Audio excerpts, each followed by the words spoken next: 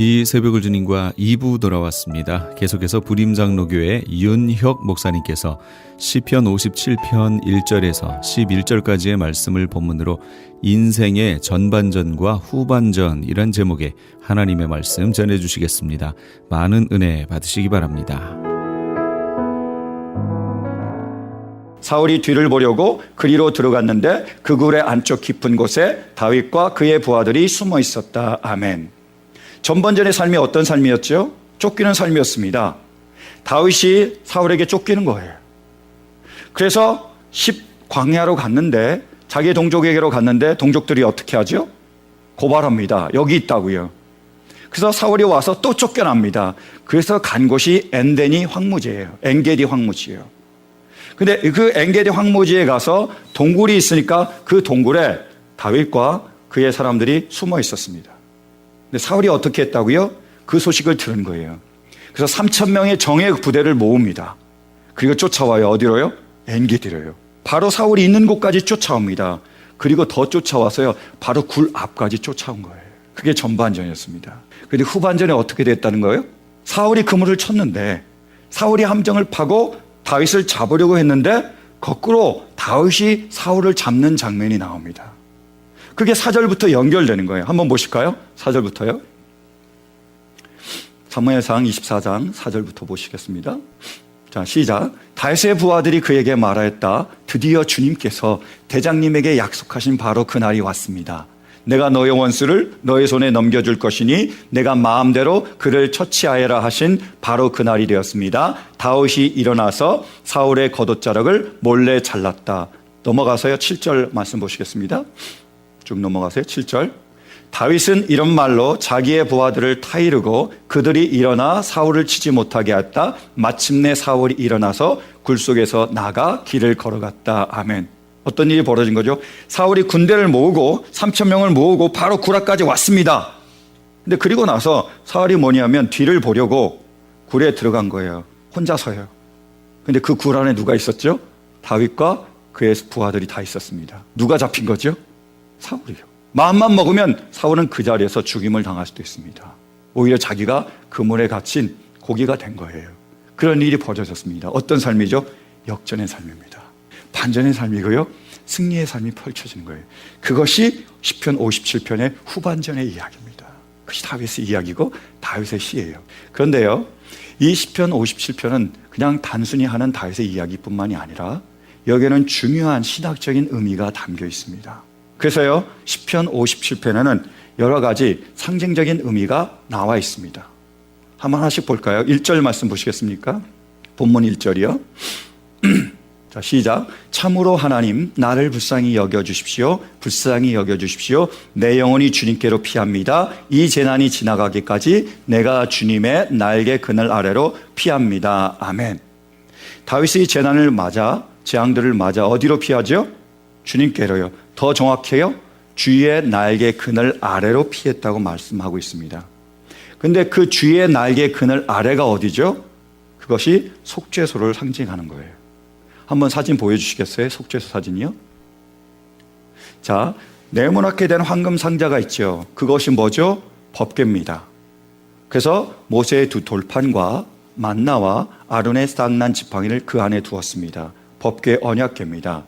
근데 그 법궤만 있는 게 아니고요, 그 법궤 위에 또 얇은 판을 하나 깔아요. 그리고 양옆으로 그룹을, 천사라고 생각하시면 돼요. 천사를 만들고 천사가 어떻게 하겠죠? 날개를 펴서 서로 이렇게 만나게 합니다. 속죄소는 어떤 곳이라고요? 그 날개 바로 밑에, 그것이 바로 속죄소예요. 저렇게 표시되어 있죠. 그것이 바로 속죄소입니다. 그것은 어떤 장소냐? 하나님께서 말씀하시기를 내가 너희와 만나겠다 하신 장소가 바로 속죄소예요. 저곳이 바로 하나님이 임재하시는 곳입니다. 저곳이 바로 은혜가 나오는 곳이에요. 그래서 속죄소는 무엇을 상징하죠? 하나님의 임재를 상징합니다. 하나님의 은혜를 상징해요. 지금 다윗이 어디로 피하고 있습니까? 주의 날개 그늘 아래로, 속죄소로, 하나님의 임재로, 하나님의 품 안으로 자기가 피하고 있는 거예요. 그것으로 다윗은 피해서 그곳에서 안정을, 그곳에서 평안을 누리기를 원하는 소망으로 그곳 안으로 들어가는 것을 의미하고 있습니다. 그게 상징이에요. 또 3절 말씀 보실까요? 3절 보면 이렇게 나와 있습니다. 하늘에서 주님의 사랑과 진실을 보내시어 나를 구원하여 주십시오. 나를 괴롭히는 자들을 꾸짖어 주십시오. 오 하나님 주님의 사랑과 진실을 보내주십시오 라고 이렇게 나와 있는데, 여기서 꾸짖다 이 단어를 원어로 살펴보면 카라프라는 단어예요. 뜻은요, 벗다, 노출하다, 드러내다의 의미를 가지고 있습니다. 여러분, 벗다, 드러내다, 노출하다 하면 어떤 사건이 생각나시죠? 그겁니다. 아담과 하와가 선악과를 따먹었어요. 그 다음에 나타난 현상이 뭐죠? 자신들의 수치와 자신의 벌거벗음이 드러났습니다. 그래서 그것을 가리려고 한 거예요. 수치와 벌거벗음, 죄와 고통과 이런 모든 문제들이 드러나고 그것을 드러냈다라는 거예요. 누가요? 누가 드러냈죠? 4절 보면 사자가 나옵니다. 라이언이 나와요. 근데 그 사자는 그럼 무엇을 상징하죠? 베드로전서 5장 8절, 근신하여라, 깨어라, 너의 대적 마귀가 우는 뭐요? 사자같이 두루다니며 삼킬 자를 찾나니. 사자는 누구를 상징하는 거라고요? 사단이며 마귀며 대적입니다. 우리를 참소하며 우리에게 수치를 주며 우리에게 모욕을 주며 너는 아무것도 아니다, 별 볼일 없다, 너 왜 태어났니? 라고 우리를 계속 죄인이라고 정죄하는 그러한 일들을 사자가 감당하고 있습니다. 우리가 견딜 수 없는 거예요. 그래서 다윗이 그 고난을, 그 수치를, 그 모욕을 벗어나기 위하여 뭐라고 아버지께 기도했죠? 3절 말씀이요, 하늘에서 주님의 사랑과 진실을 보내시어 나를 구원하여 주십시오. 이렇게 기도했습니다. 뭘 보내달라고요? 사랑과 진실을요. 하늘에서요. 여러분, 하나님께서 우리를 구원하시려고 하늘에서 보내신 사랑과 진실이 무엇입니까? 원어로 보면 사랑과 진실은 은혜와 진리로 표현하는 게 더 맞습니다. 헤세드와 그리고 에메스예요. 그 단어는 은혜 그리고 진리라는 의미를 가지고 있습니다. 하나님께서 하늘에서 보내신 분이 바로 은혜와 진리인데, 우리에게 은혜와 진리로 오신 분이 누구시죠? 예수님이세요. 말씀 보실까요? 요한복음 1장 14절이요. 요한복음 1장 14절 우리 함께 봉독하겠습니다. 시작. 그 말씀은 육신이 되어 우리 가운데 사셨다. 우리는 그의 영광을 보았다. 그것은 아버지께서 주신 외아들의 영광이었다. 그는 은혜와 진리가 충만하였다. 원어로는 은혜와 진리였다였습니다. 자, 하나님께서 누구를 보내셨다고요? 예수님이요. 예수님이 어떤 분이시라고요? 은혜와 진리요. 여기에 신학적인 의미가 담긴 거예요. 우리를 환난에서, 우리를 역경에서, 모든 수치와 모욕에서 구원하기 위해서 아버지께서 보내신 분이 누구십니까? 예수님이십니다. 예수님께서 오셔서 모든 것을 끝내셨습니다. 이전 것은 지나갔으니 새 것이 되었다. 본 어게인이 되게 하셨어요. 그래서 예수님을 통해서 온 인류는 BC와 AD로 나뉩니다. BC가 뭐죠? Before Christ. AD는 뭐예요? After death가 아니에요. 어떤 분은 After death라고 그러죠. Anno Domini. 그죠? After the Lord라는 뜻입니다. 여러분, 예수님이 이 땅에 오셔서 우리에게 어떤 일이 일어난지 아십니까? 우리에게 새 삶이 시작이 되었습니다. 후반전이 시작이 되는 거예요. 후반전이 어떻다고요? 역전의 삶입니다. 승리의 삶이고요. 모든 것을 뒤엎어놓는 삶이에요. 누구를 통해서요? 예수님을 통해서 우리에게 이루어졌습니다. 사랑하는 성도 여러분, 우리에게 예수 그리스도가 계심을 믿으십니까? 그분을 통하여 우리가 하나님의 자녀가 되었음을 믿습니까? 이제 우리가 새로운 사람, 우리에게 새로운 후반전이 시작이 되었음을 믿습니까?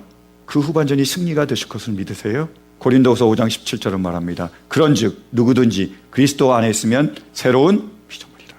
이전 것은 지나갔으니 보라 새 것이 되었다. 사랑하는 성도 여러분, 예수님을 통하여 우리에게 새로운 후반전이 시작이 되었습니다. 역전의 삶, 승리의 삶이 시작이 되었습니다. 우리 모두 예수 그리스도를 통하여 이 승리의 삶을 누릴 수 있게 되길 간절히 바랍니다. 그 승리의 삶을 우리가 어떻게 누릴 수 있을까요? 자, 말씀 보시겠습니까? 본문 8절이요.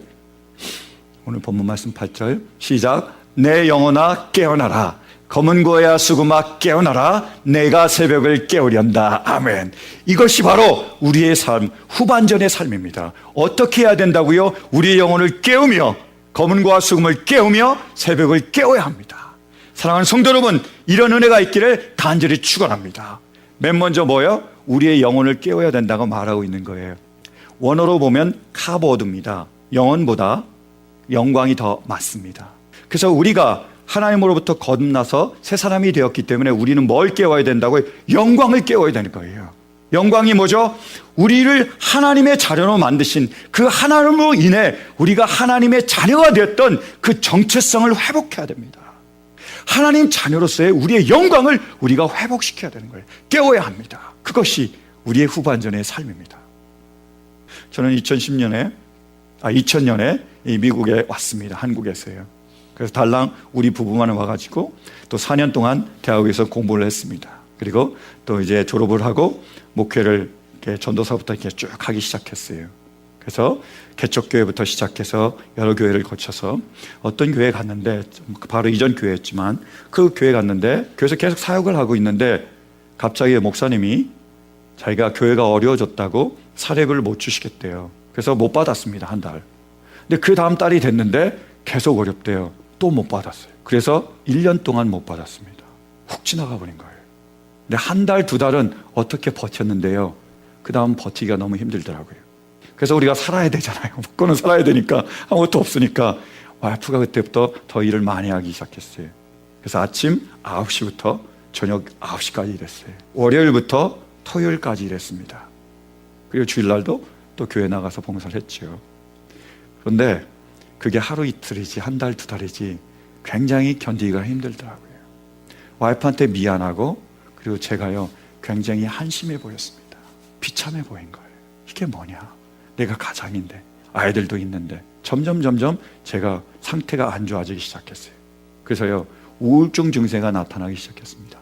여러분, 우울증 증세가 나타나면 어떠죠? 먼저요 사소한 거에 화가 많이 납니다. 그리고요 모든 일에 의욕을 잃어요. 왜 하나 싶습니다. 그리고요 자기가 어떤 일을 결정해야 되는데 결정을 잘못합니다. 이리저리 막 흔들리게 돼 있어요. 그게 우울증 증세더라고요. 저에게 그런 증세가 막 나타나는 거예요. 그래서 어떤 일이 있었느냐, 하루는 와이프가 일 끝나고 9시 넘어서 10시쯤에 집에 돌아왔습니다. 근데 설거지가 산더미처럼 쌓여 있는 거예요. 그리고 와이프가 한마디 했습니다. 아니 집에 있으면서 설거지나 하지. 제가 뭐라고 대답한지 아세요? 당신까지 나를 무시하는 거야? 내가 돈을 못 버니까 내가 하찮게 보여? 당신도 날 무시해? 이렇게 제가 대답을 했어요. 여러분, 그것이 우울증을 갖는 사람들의 특징입니다. 반응이에요. 그렇게 반응을 했습니다. 힘들어요. 너무 어렵더라고요. 근데 그런 과정을 계속 겪고 있는데 이제 하루는 우리 담임 목사님이 한국에 일이 있어서 가시게 됐어요. 2주 동안 제가 주일 설교나 모든 설교를 맡아서 하게 되었습니다. 성경을 묵상하며 설교를 준비하는데요. 그때 하나님의 은혜가 저에게 꽉 임하더라고요. 하나님의 감동이, 성령의 감동이 제 안에서 일어났습니다. 이런 감동이 간단했습니다. 하나님은 우리의 아버지시다. 내 아버지시다. 나는 하나님의 자녀다. 네, 하나님은 위대하시다. 그러므로 나는 위대한 하나님의 자녀다. 이런 감동이 오더라고요. 제가 하나님의 자녀는 알았는데 그때는 별로 실감이 안 됐는데 거기에다 위대한이라는 하나님의 수식어를 붙이니까 위대한 하나님의 자녀다라는 감동을 받으니까 제 영혼이 깨어나며 하나님 자녀로서의 제 영광이 깨어나기 시작했습니다. 그래서요 제 모든 신분 앞에 제가 위대한이라는 수식어를 붙이기 시작했어요. 제가 목사니까요 그냥 목사가 아니라요 위대한 목사 붙였어요. 그래서 위대한 목사는 뭘 할까 했더니 성경 말씀을 아마 열심히 연구하겠지, 설교를 열심히 준비하겠지. 그래서 그때부터 열심히 제가 성경을 연구하고 준비하기 시작했습니다. 뭐 그전에 안 했다는 얘기가 아니라 더 열심히 했다는 얘기예요. 열심히 하기 시작했어요. 그리고 제가 남편이잖아요. 근데 그냥 남편이나 어떤 남편이요? 위대한 남편. 그래서 위대한 남편이 뭘 할까라고 생각했더니 뭘 할 것 같으세요? 와이프를 잘 도와주겠지. 그래서 제가 열심히 설거지도 도와주고 청소도 도와주기 시작했습니다. 와이프가 좋아하더라고요. 그 다음에 제가 아빠잖아요. 그래서 위대한 아빠예요. 뭘 할까라고 생각을 했어요. 아이들과 놀아주더라고요. 그래서 제가 그때부터 아이들과 놀아주기 시작했습니다. 아이들과 시간을 많이 갖기 시작했어요. 제가요 하나님 자녀, 위대한 하나님의 자녀의 그 영광을 깨우기 시작했습니다. 하나님을 향한 그 모든 일들이 일어나기 시작했어요. 여러분, 하나님이 위대하십니다. 그래서요 하나님을 위한 모든 일들은 어떤 일이죠? 위대한 일이에요. 왜요? 하나님이 위대하시니까요. 설거지도요, 그리고 방 청소도요, 아이들과 함께 놀아주는 것도요, 성경을 연구하는 것도요, 다 위대한 일입니다. 왜? 하나님의 일이기 때문에요. 그래서 하나님의 자녀로서의 제 영광이 그 정체성에 확 살아나기 시작하는 거예요. 할렐루야! 남의 일이라고 별로 감동을 안 하시네요. 할렐루야! 그런 일이 일어나는 거예요. 근데 문제는 뭐냐면 이 영광이 잠을 잘 때가 많은 거예요. 계속 깨어 있어야 되는데, 제가 신앙생활을 하고 목회를 하다 보면 제가 원하는 대로 일이 되지 않을 때가 많습니다. 열심히 노력했는데요, 이루지 못할 때가 많아요. 한국 속담이 있잖아요. 공든 탑이 무너지랴 잘만 무너집니다. 너무 많이 무너져요. 그래서 때로는 그 탑을 세우기가 겁날 때가 있어요. 또 무너질까 봐요. 그러면서 어떻게 되죠? 다시 우울증 증세가 도집니다. 사소한 거에 화가 나기도 하고요, 무기력해지기도 하고요, 내가 뭐냐 이런 자괴감에, 열등감에 사로잡힐 때가 있습니다. 근데 이제는 처방약이 있잖아요. 그때 다시 붙듭니다. 내가 누구냐? 나는 누구냐? 나는 하나님의 자녀다. 하나님은 위대하시다. 그러므로 나는 위대하신 하나님의 자녀다. 하나님은 나를 사랑하시되 끝까지 사랑하시며 아무 조건 없이 사랑하신다. 그 하나님께서 나를 사랑하시는, 하나님께서 나를 건져주실 것이다. 그 소망을 붙듭니다. 다시 새로운 힘을 얻게 됩니다. 사랑하는 성도 여러분, 여러분은 누구십니까? 여러분은요, 하나님의 자녀입니다. 위대하신 하나님의 자녀예요. 아무런 조건 없이, 잘나서 못나서가 아니라 아무 조건 없이 하나님은 그러기에 여러분들을 사랑하세요. 변함없이 사랑하시며 영원히 사랑하십니다. 그분이 우리를 사랑하시기에 그분은 그분의 때, 그분의 방법으로 우리를 반드시 환난에서 건지십니다. 사랑하는 성도 여러분, 하나님 자녀로서의 우리의 정체성이 깨어날 수 있게 되길 간절히 바랍니다. 위대한 하나님의 자녀로서의 우리의 영광이 깨어날 수 있게 되길 간절히 바랍니다. 그래서 하나님의 자녀로 우뚝 설 수 있는 우리 모두가 되시기를 간절히 축원합니다. 두 번째로 어떻게 해야 되죠? 이제 나팔과 수금을 깨워야 됩니다.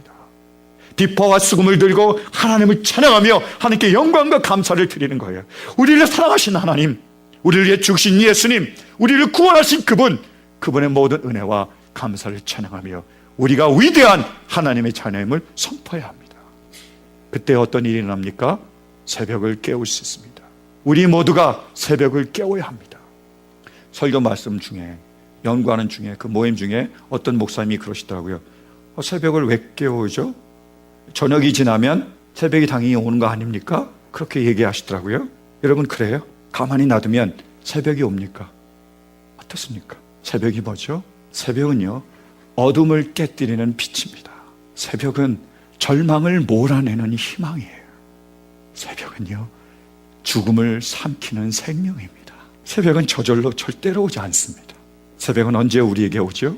예수 그리스도를 나의 구주, 나의 하나님으로 우리가 영접할 때, 예수님을 통하여 내가 어떤 존재인지를 우리가 깨닫게 될 때, 내가 하나님의 자녀에게 하나님께서 나를 아무 조건 없이 사랑하시기에, 변함없이 우리를 사랑하시기에 나를 언젠가 건지실 거라는 그 믿음과 소망이 있을 때에 비로소 우리의 새벽은 깨어날 수 있습니다. 다른 사람의, 우리의 자녀의, 우리의 이웃의, 이 시대의 새벽을 우리가 깨울 수 있습니다.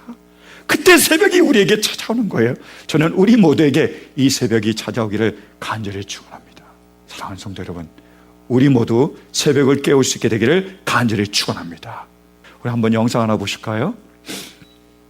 이 영상은요, 쇼미더머니라는 한국의 프로그램이 있습니다. 그 프로그램에서 BY라는 래퍼가 나왔어요.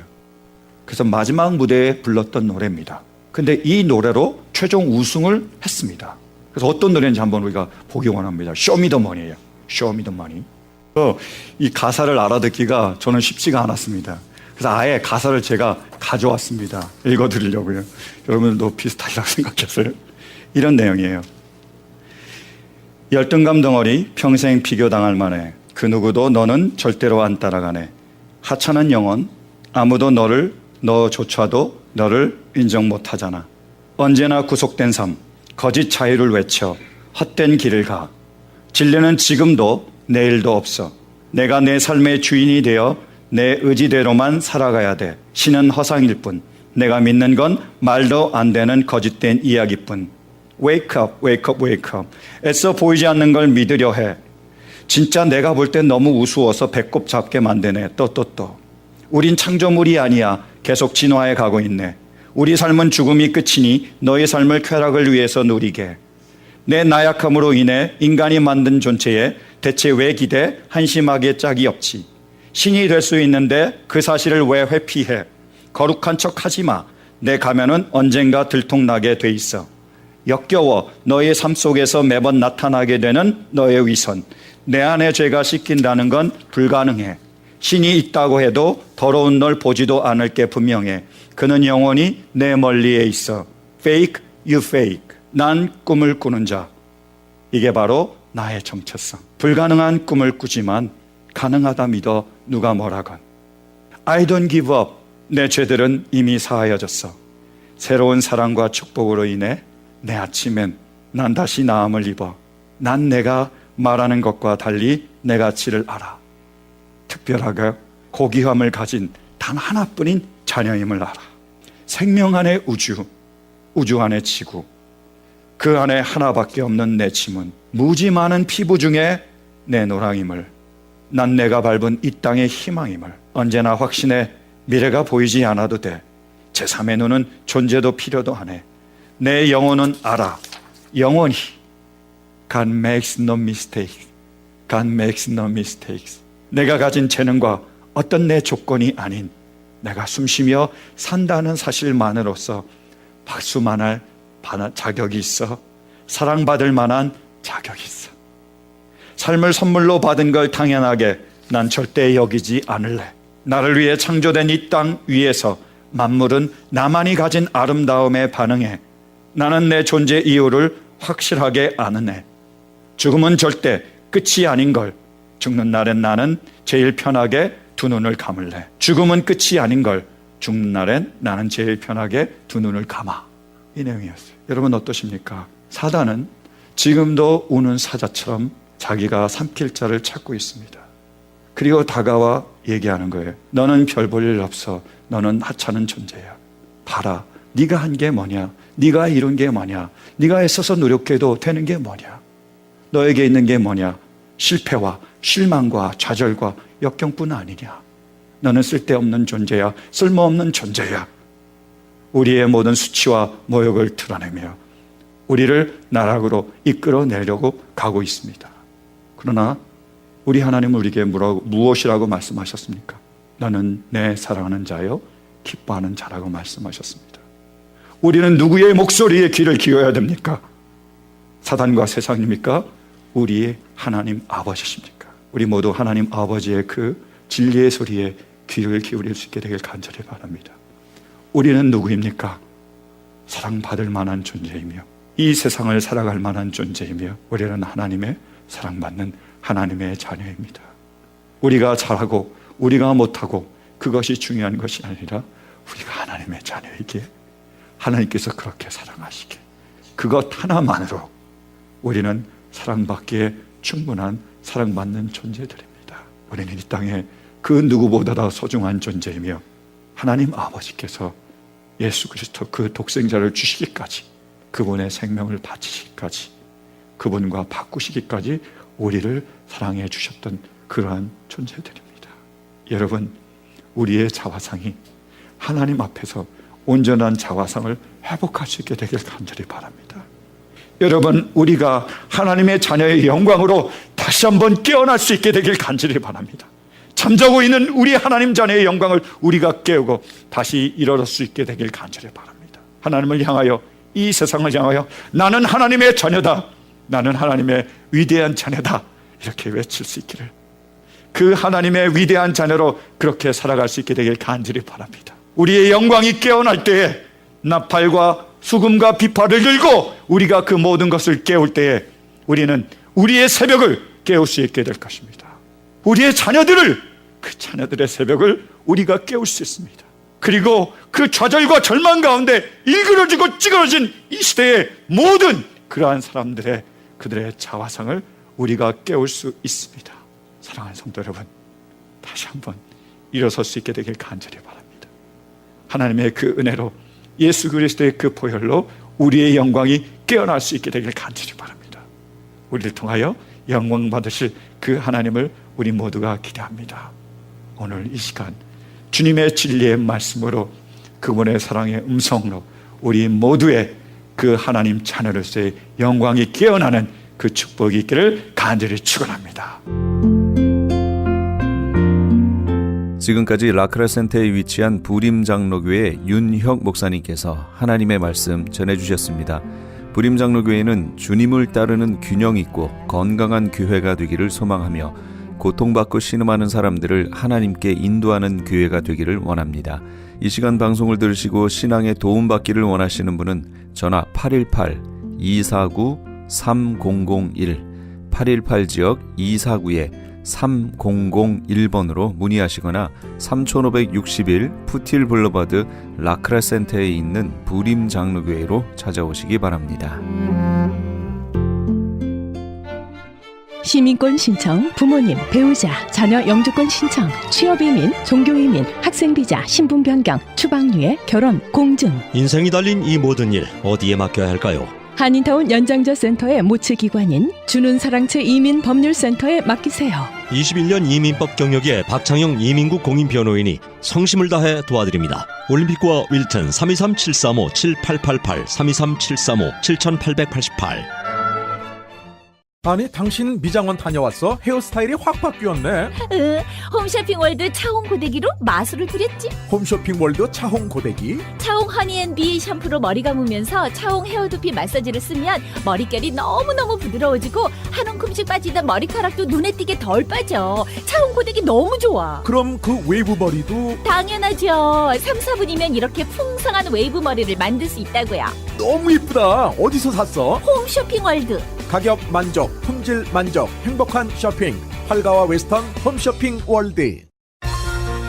유태인이 만든 특수영양제 M3 들어보셨어요? 곡식의 눈, 과일씨, 껍질, 약초의 뿌리로 만든 특수 영양제 M3. 혈압, 당뇨, 아토피, 천식, 비만 등 무슨 병이든 큰 효과를 주는 신비의 영양제 M3. 서울대학병원 7곳, 고려대학병원 2곳에 입점되어 더욱 믿을 수 있는 M3의 효능. 213-435-9600, 213-435-9600 M3 정직한 마음으로 권해드립니다.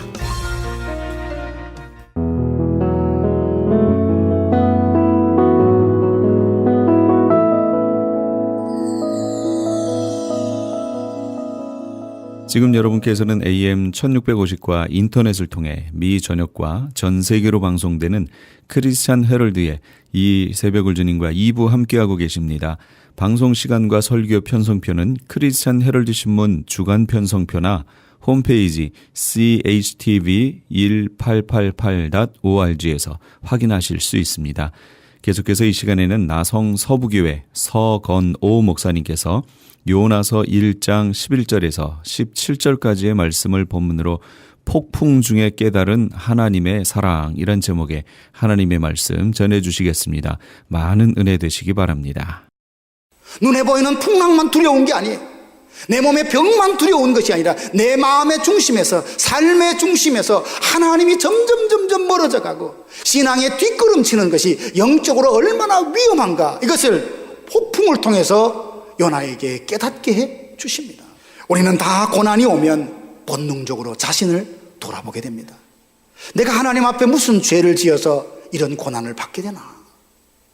내가 하나님 앞에 뭘 잘못했기에 이런 어려움을 당하게 되나? 스스로를 생각하며 되돌아보게 됩니다. 간혹 어떤 분들은 하나님의 사랑에 대해서 오해하는 분들이 계세요.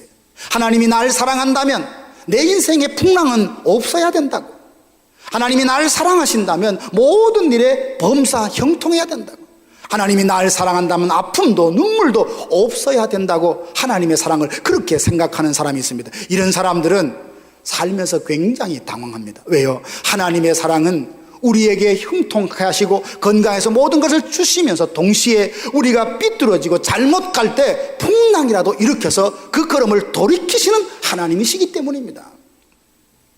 히브리서 12장 5절 6절 보면 내 아들아 주의 징계하심을 경히 여기지 말며 그에게 꾸지람을 받을 때에 낙심하지 말라. 주께서는 사랑하시는 자를 징계하시고 그 받아들이시는 아들마다 채찍질 하심이라. 맞을 때는 아픕니다. 풍랑이 다가올 때는 당황스러워요. 그런데 하나님은 그 모든 고난과 풍랑을 통해서 우리를 하나님의 사람으로 깨우치시고 죄된 걸음 있어야 할 곳에서 떠나고 감당해야 될 일들을 피해서 도망가는 그 삶을 돌이키기 위하여 풍랑까지도 사용하시는 하나님이십니다. 그럴 때 우리는 하나님의 시각으로 내가 만난, 내가 경험하는 모든 일들을 재해석하면 모든 것이 감사할 수 있습니다. 일이 잘 될 때도 감사하고 일이 잘 안 될 때도 감사합니다. 일이 형통할 때도 물론, 건강할 때도 물론 감사하지만 몸이 아플 때도 감사할 수 있습니다. 왜요? 그 모든 일들을 합력하여 나로 하여금 선으로 이끄시는 하나님의 손, 그 장중에 붙들림 받은 삶을 내가 매일 살아가고 있기 때문입니다. 사랑하신 여러분, 혹 여러분들이 원치 않는 풍랑을 만나시고 고난을 만나셨습니까? 그 이유는 우리의 죄와 상관없이 하나님이 여러분들의 믿음을 더 견고케 하시려고 연단하시는 그런 고난일 수도 있습니다. 그때는 감사하고 묵묵히 참아 기다리면 우리의 믿음의 깊이와 넓이와 강도가 점점 넓어지고 강해집니다. 어떤 시험에도 흔들리지 않는 강인한 믿음의 사람이 됩니다. 우리의 인생의 등불을 밝히시고 거친 광야도 뛰고 달리고 한계의 담도 넘는 하나님의 사람 그리스도의 강인한 용사로 그 믿음의 연단을 통하여 우리를 세워주십니다. 혹 우리가 잘못된 길을 가고 요나처럼 하나님이 원하는 길이 아니어서 그 길을 걷다가 하나님께서 주시는 풍랑이라 할지라도 감사합니다. 왜요? 우리의 삶을 다시 한번 되돌아보게 하고 올바른 길, 복된 길로 하나님이 이끌어 가시는 하나의 수단이요 도구이기 때문에 그러합니다. 사랑하신 여러분, 이제 믿음의 눈을 들고 우리 삶 속에 찾아오는 풍랑 속에서도 하나님이 나에게 들려주시고자 하는 그 음성을 들을 수 있는 귀가 열리기를 주님의 이름으로 축원합니다.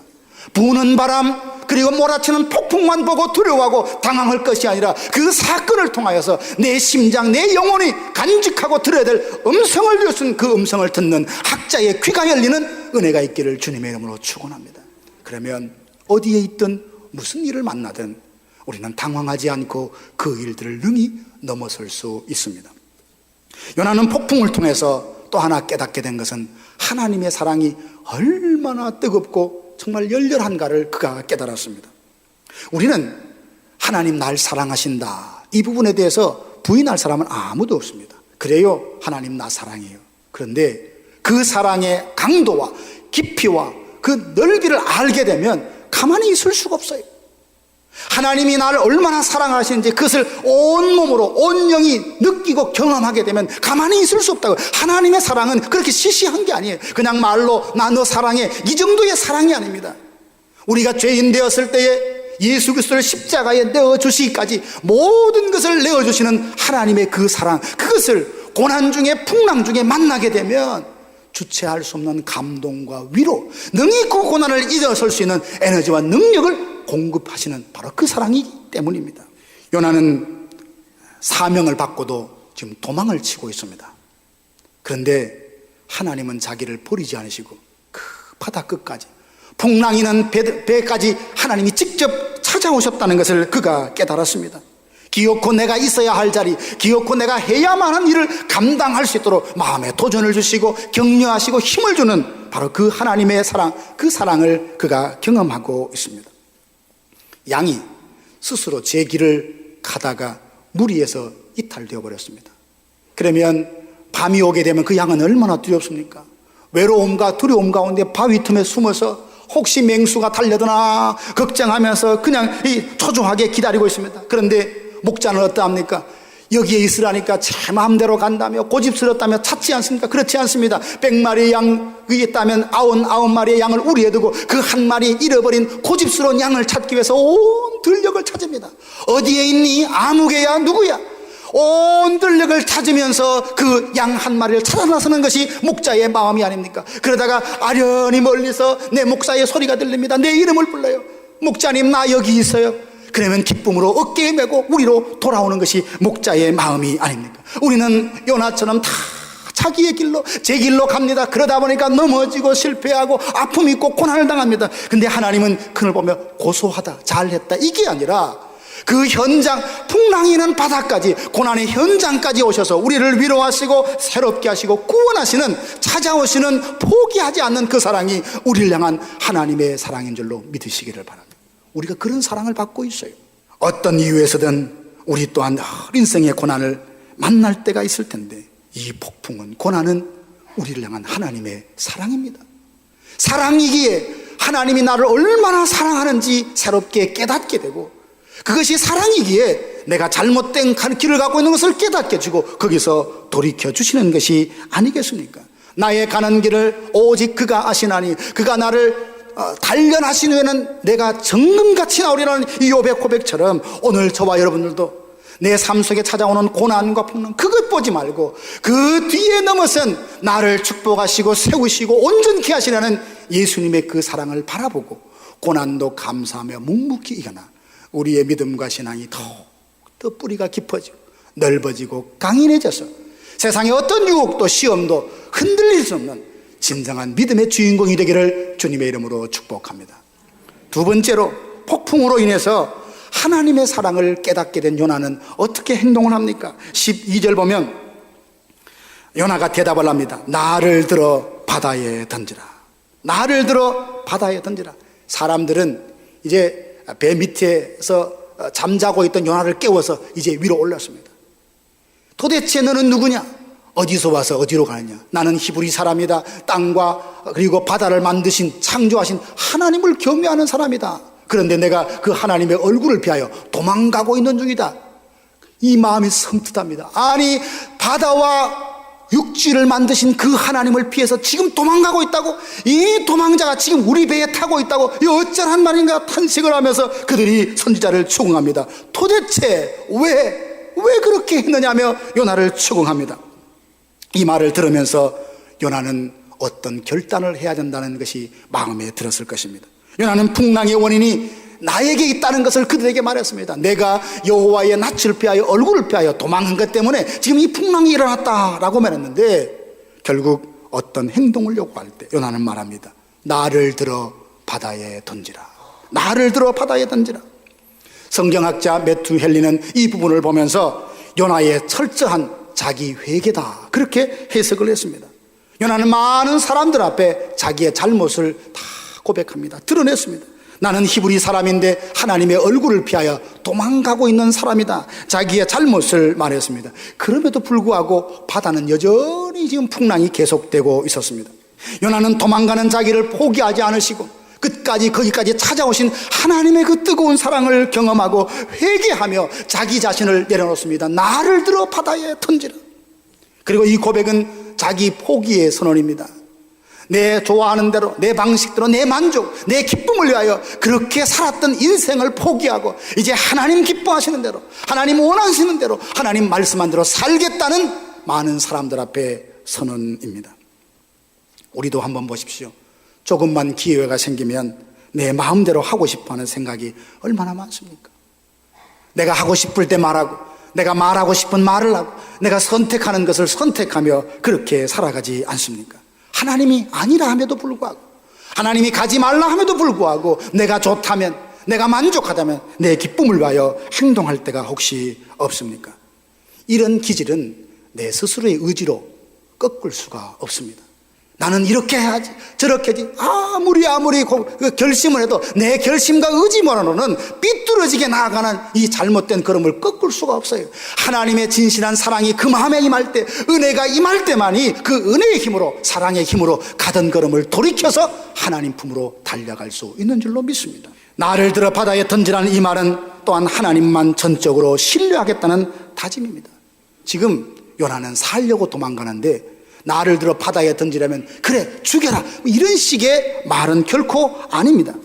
이제부터 나의 생사화복은 하나님의 손에 맡기겠다고, 나를 들어 바다에 던지라는 것은 내가 신뢰할 것은 오직 하나님 한 분밖에 없다는 다짐의 말일 것이었습니다. 모세가 태어날 때는 남자아이는 다 죽이도록 애굽의 바로가 명령을 내렸습니다. 그래도 안 되자 아이가 태어나면 나일 강물에 다 버리라고 했습니다. 모세가 태어났습니다. 부모가 볼 때 이 아이가 참 준수하거든요.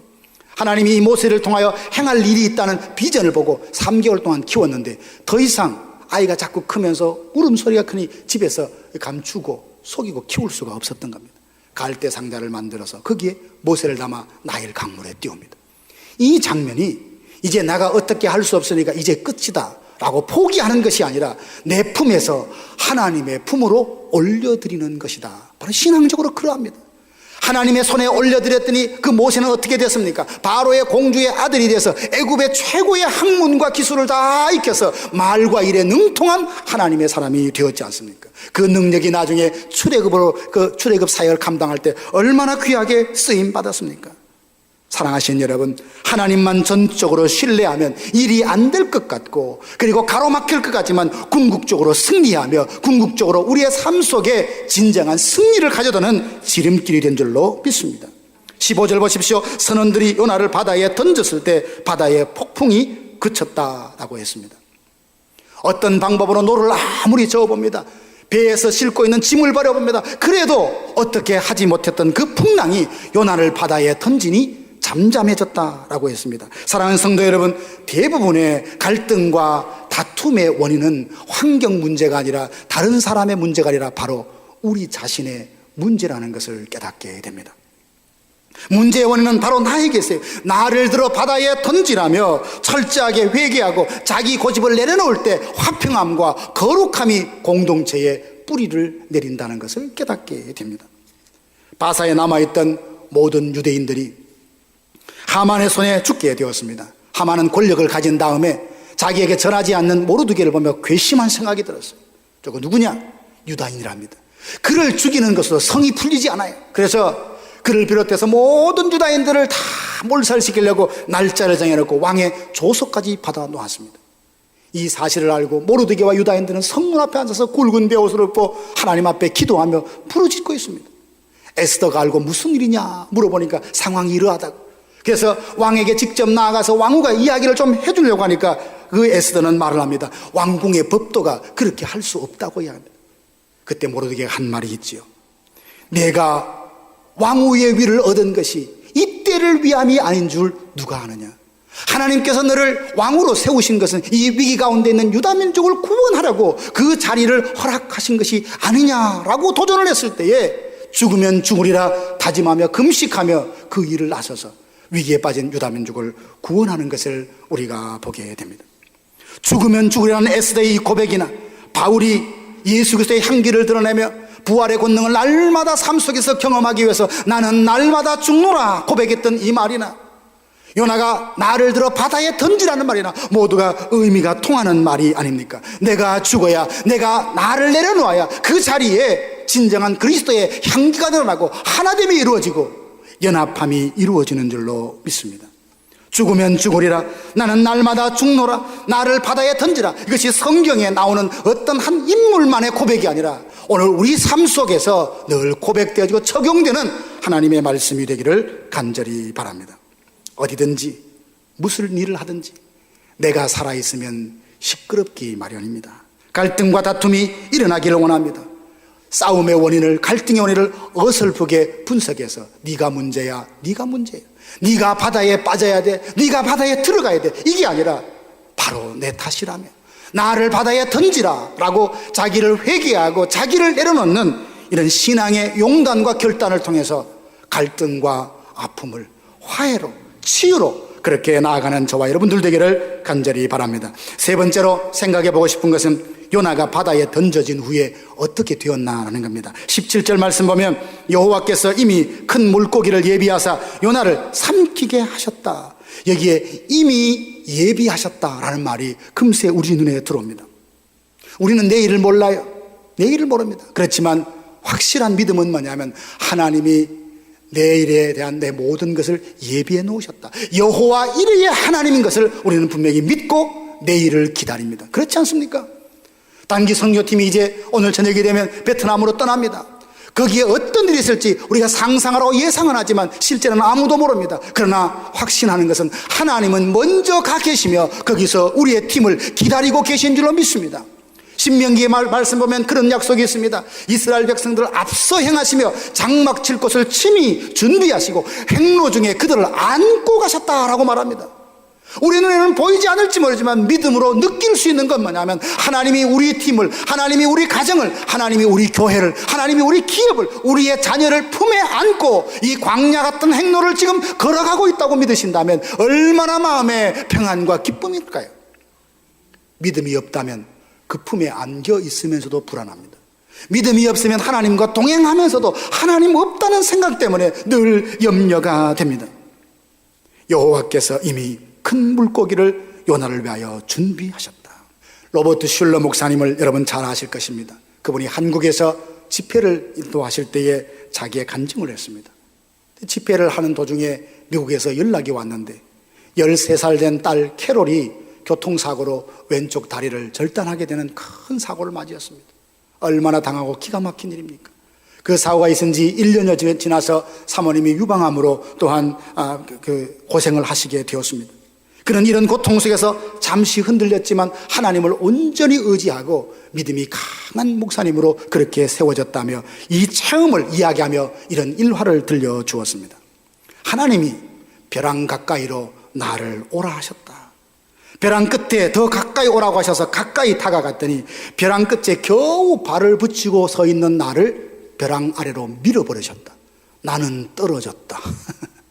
그때 깨달았다. 내가 하나님의 이름과 능력으로 날 수 있는 존재라는 것을. 우리는 고난을 당하지 않으면, 풍랑을 당하지 않으면 하나님의 능력은 여전함에도 불구하고 그 능력을 도무지 실감나게 깨닫지 못하다가 고난 중에 있을 때, 풍랑 중에 있을 때, 아픔 중에 있을 때 나를 깊은 수렁과 웅덩이에 있는 나를 건져내시는 하나님의 강한 팔을 경험하면서 이야 하나님 정말 멋져, 이야 하나님 나를 사랑하셔, 하나님은 정말 구원자 하나님이셔. 우리가 그렇게 하나님을 찬양하고 높이는 것 아닙니까? 나를 들어 바다에 던지라. 던져진 후에 그것이 끝이 아니라 요나는 하나님과 함께 새로운 삶이 시작되었다는 것을 성경이 말해주고 있습니다. 저는 이 부분을 보면서 사명을 가진 자는 이 세상 어떤 세력도 어떤 환경도 그를 꺾을 수 없다는 것을 보게 됩니다. 물고기 뱃속에 들어가는데 가만히 생각하면 아마존 강에 보면 그 사람을 이렇게 잡아먹는 물고기가 많다고 그래요. 사람이 잘못 빠지게 되면 온갖 이렇게 비참한 지경으로 그렇게 만들어 놓는데 큰 물고기도 그렇게 하지 않고 삼켰다 했어요. 이것은 물고기의 선택이 아니라 하나님의 명령이야. 야, 요나가 들어갈 텐데 삼켜라.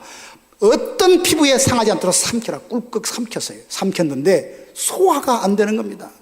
그 배 안에 들어가면 당연히 소화가 되어야 되죠. 3일 동안 있는데도 소화되지 않았어요. 여러분, 이 세상에 어떤 공간이 물고기 뱃속과 같을까요? 얼마나 힘들었으면 2장 부분을 보면 스올의 뱃속에서 음부에서 내가 하나님께 기도한다고 할 만큼 지옥 같은 곳이에요. 그런 지옥 같은 환경이라도 요나를 소화시킬 수 없는 거다. 왜요? 그에게 사명이 있기 때문입니다. 오늘 저와 여러분들이 하나님 나라 하나님의 뜻, 그 하나님이 주신 사명을 가슴에 품는 사람은 물고기 뱃속이라도 어떤 짐승의 위액이 다 총동된다 할지라도 우리를 소화시킬 수 없습니다. 우리는 여전히 건재한 모습으로 거기서 나오게 될 줄로 믿습니다. 이게 미리 예비하신 하나님의 은혜입니다. 누구에게 이런 은혜를 주실까요? 나를 들어 바다에 던지라. 물고기 뱃속에 들어갔다 나온 사람은 그걸 압니다. 물질의 영역도 그렇지 않겠습니까? 우리가 하나님 앞에 이렇게 헌금을 하고 드리는 부분에 대해서도 여러분 형편들을 가만히 보면 정말 눈물로 기도할 수밖에 없는 힘겨운 상황들 살아가는 분들이 참 많아요. 몰라서 드리는 말씀이 아닙니다. 11조와 헌금을 드리니 형편이 빠듯해요. 그러니까 늘 갈등이 생기는 겁니다. 마음에 죄책감이 생겨요. 하나님 드려야 되는데 살림은 어렵고 그러다 보니까 늘 갈등하다 기회를 놓칠 수가 있습니다. 그렇지만 재물의 청지김을 묻고 믿음으로 결단을 내리면 드린 만큼 손해보고 드린 만큼 없어지는 것이 아니라 신기하게도 드린 만큼 하나님이 채워주신다는 겁니다. 내가 아낀 만큼 그것이 내 것이 되는 것이 아니라 희한하게 어디로 갔는지 그것은 다 없어집니다. 이게 바로 신앙의 신비가 아니겠습니까? 시간을 드림도 마찬가지입니다. 지금 내가 이것을 하지 않으면 만약 일을 하지만 큰일 날 것 같은 위기와 두려움이 옵니다.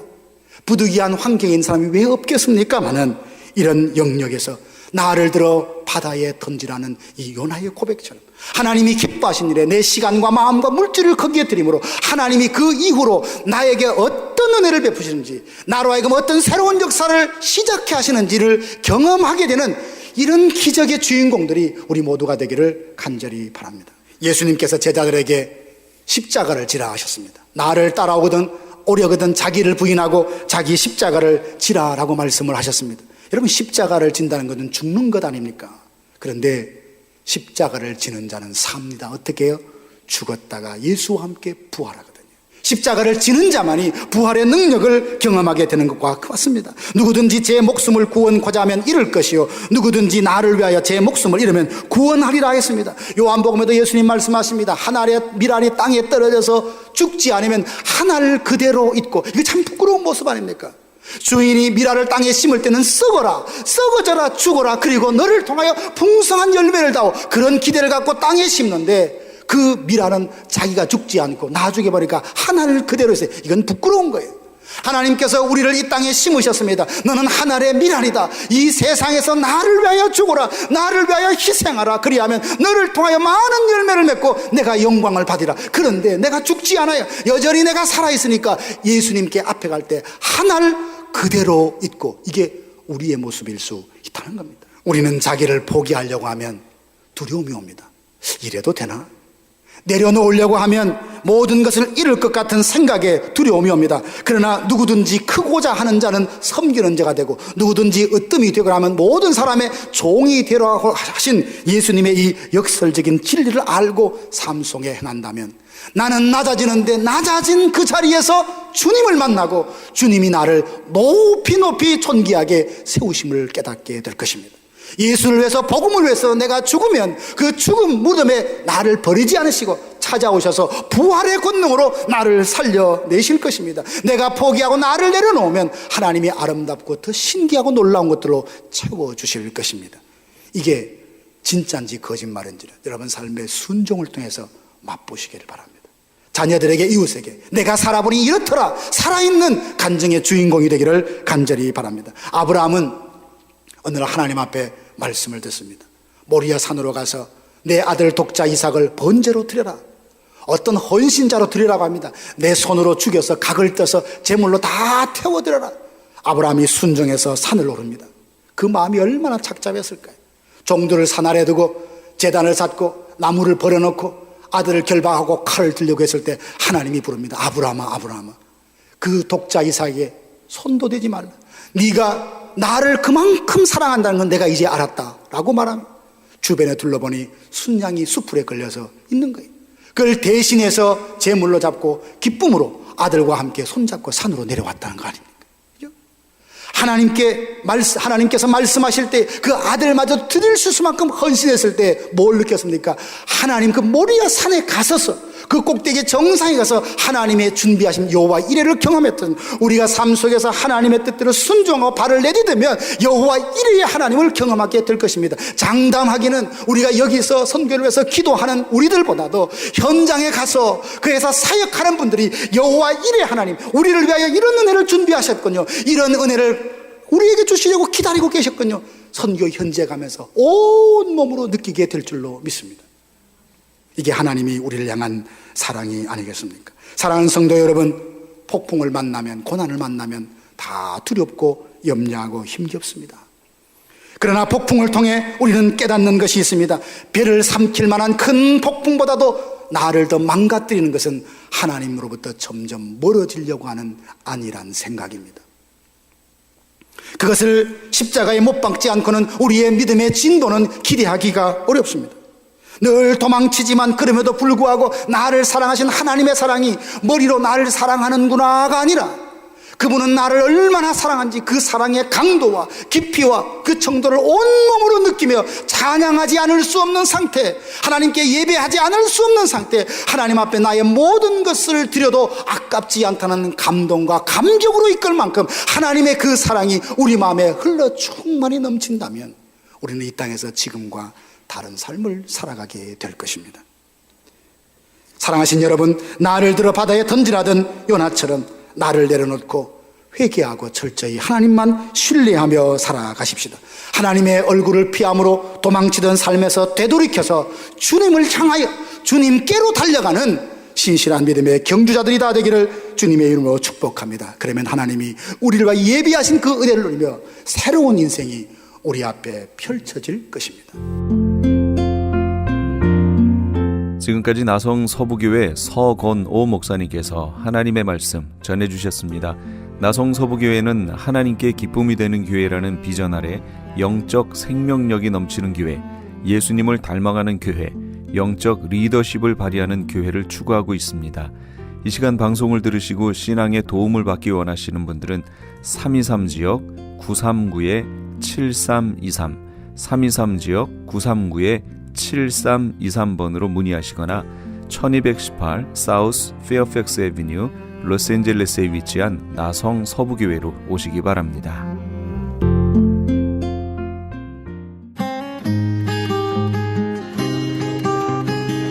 교계 게시판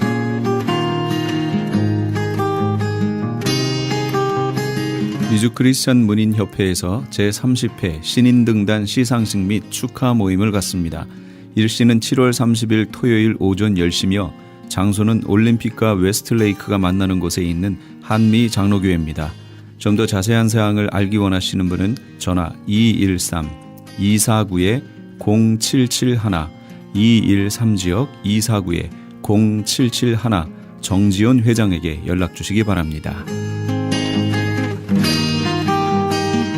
성경 통독 세미나 안내입니다. 하나님의 마음을 알아가는 성경 통독 세미나가 오는 8월 LA와 벨리 지역에서 개최됩니다. LA 지역은 8월 13일 토요일 오전 9시부터 오후 4시까지 LA 비전교회 본당에서 있으며 벨리 지역은 그 다음 주 토요일인 8월 20일 토요일 오전 9시부터 오후 4시까지 온누리 교회에서 있습니다. 세미나 강사는 온누리 교회 부목사이신 김권수 목사님이며 5시간 강의를 통해 성경 일독의 효과를 얻게 될 것입니다. 회비는 점심과 교재비로 20불이며 자세한 내용은 전화 213-434-7227 213지역 434-7227번으로 문의하시기 바랍니다. LA 한인타운에 있는 프레이즈 교회에서는 매주 주일 오후 2시와 매주 금요일 오후 7시에 요한계시록 2차 강해가 10월 말까지 진행됩니다. 이방 교회와 대체 신학으로 인해 가려진 이스라엘과는 어떠한 관계가 있는가? 우리가 왜 이스라엘을 알아야 하는가? 이스라엘을 통해 약속하신 하나님의 시간표는 어떻게 되는가 등 말세를 사는 우리들이 지켜보고 준비해야 하는 것들이 무엇이 있는지를 함께 고민하고 나누는 시간이 될 것입니다. 요한계시록 강해를 듣기 원하시는 성도님들은 2668 웨스트 피코 블루버드 피코와 캔모어가 만나는 곳에 있는 프레이즈 교회로 오시거나 전화 213-700-9833 213지역 700-9833번으로 문의하시기 바랍니다.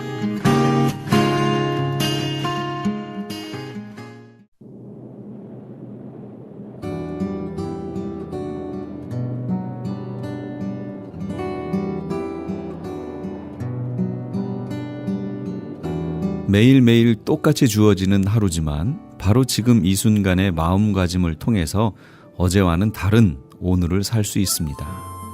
매일매일 쳇바퀴 도는 생활은 우리가 지금 어디를 향해 가고 있는지를 망각하게 만들지요.